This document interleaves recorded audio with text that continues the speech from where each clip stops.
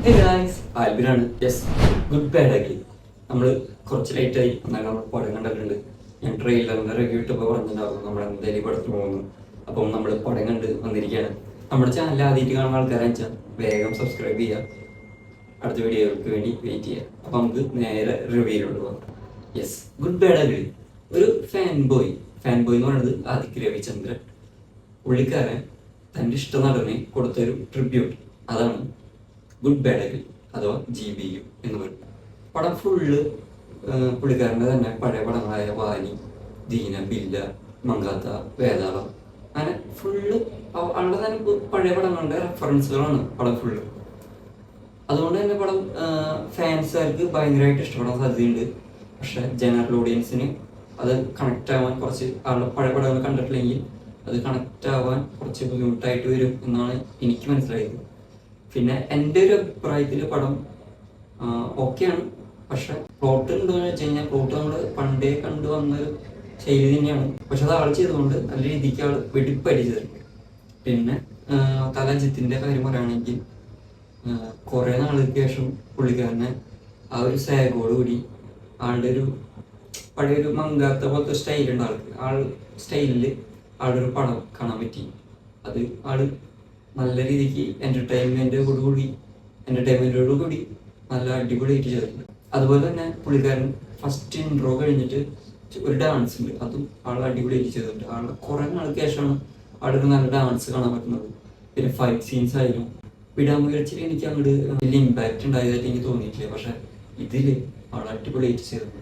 സ്റ്റണ്ടുകളായാലും ഫൈറ്റുകളായാലും നല്ല വൃത്തിക്ക് ചെയ്തു വെച്ചിട്ടുണ്ട്. അത് ആളുടെ ഫാൻ ബോയ് ചെയ്തിട്ടുള്ളത് കൊണ്ടാണോ എന്ന് എനിക്കറിയില്ല. അത് സിമ്പിളായിട്ട് ആൾക്ക് സെറ്റ് ചെയ്യാനായിട്ട് പറ്റിയിട്ടുണ്ട്. പിന്നെ മ്യൂസിക്കിനെ പറ്റി പറയുകയാണെങ്കിൽ GV പ്രകാശിനെയാണ് മ്യൂസിക് പടത്തിന് വലിയ രീതിക്ക് ഇമ്പാക്റ്റ് ചെയ്തിട്ടില്ല എന്നാണ് എനിക്ക് ഫീൽ ചെയ്തിട്ടുള്ളത്. കാരണം വിടാമുയർച്ചയിലൊക്കെ അതിൻ്റെ BGM നമുക്ക് പറയേണ്ട കാര്യമില്ല, അനിരുദ്ധ് അതുപോലെയാണ് സെറ്റ് ചെയ്തിട്ടുള്ളത്. പക്ഷെ ഇതിൽ അതുപോലെ BGM വന്നില്ല എന്നാണ് എനിക്ക് ഫീൽ ആയിട്ടുള്ളത്. പക്ഷെ അത് പഴയ പാട്ടുകൾ റിട്രോ സോങ്സ് വെച്ചിട്ട് മേക്കപ്പ് ചെയ്ത് പോയിട്ടുണ്ട് എന്നാണ് എനിക്ക് ഫീൽ ചെയ്തത്. കാരണം എന്താ വെച്ചാൽ പടം ഫുള്ള് ഇങ്ങനത്തെ ഓരോ റിട്രോ സോങ്സ് ആണ്. തൊട്ട് പേസും തില്ലാന, പിന്നെ ഇളമൈ ഇതു, പിന്നെ നാടിമുനിയമ്മ, അങ്ങനെ കുറേ പാട്ടുകളുണ്ട്. എൻ്റെ പുലി ആ സാധനമൊക്കെ വെച്ച് ഫുള്ള് പടത്തിനെ പാക്ക് ചെയ്ത് വെച്ചൊക്കെയാണ്. അത് നല്ല രീതിക്ക് വൃത്തിക്ക് ചെയ്തിട്ടുണ്ട്. ഇളമൈ ഇതുവിൻ്റെ സമയത്തൊക്കെ നല്ല ഫൈറ്റ് സീനാണ്. അതൊക്കെ എഡിറ്റർ അടിപൊളിയായിട്ട് ചെയ്തിട്ടുണ്ട്. അർജുനാസിൻ്റെ ക്യാരക്ടറിൻ്റെ കേസ് പറയാണ്ടിരിക്കാൻ പറ്റില്ല. കാരണം നല്ല രീതിക്ക് അവൾ അടിപൊളിയായിട്ട് ചെയ്തിട്ടുണ്ട്. ആൾക്കാരും ഒരു വിട്ടോക്കാണെന്ന് എനിക്ക് ഫീൽ ചെയ്തിട്ടുള്ളത്. കാരണം ആളുടെ മുന്നത്തെ റോളുകളൊക്കെ കുറച്ച് കടുംപിടുത്ത് പിടിച്ചിട്ടുള്ള സാധനമാണ്. പക്ഷെ ഇതിലാൾ ഫുള്ള് ഒരു നായകനായിട്ട് അടിപൊളിയായിട്ട് ചെയ്തിട്ടുണ്ട്. അതാൾ അടിപൊളിയായിട്ട് ചെയ്തിട്ടുണ്ട്. നമ്മുടെ പഴയ ഷൈൻ ടോപ്പും പിന്നെ SJ സൂര്യയുടെ ഒക്കെ ഒരു മൂഡ് പിടിച്ച പോലെ എനിക്ക് ഫീൽ ചെയ്തു. നല്ല അടിപൊളിയായിട്ട് ചെയ്തിട്ടുണ്ട്. പിന്നെ തൃഷ നല്ല രീതിക്ക് ചെയ്തിട്ടുണ്ട്. കാർത്തികേയ ആൾക്ക് പുള്ളിക്ക് റോൾ അധികം ഇല്ല, പക്ഷെ ആൾ അത് നന്നായിട്ട് ചെയ്തിട്ടുണ്ട്. പിന്നെ പ്രഭു, ഷൈൻ ടോം ജേക്കബ്, പിന്നെ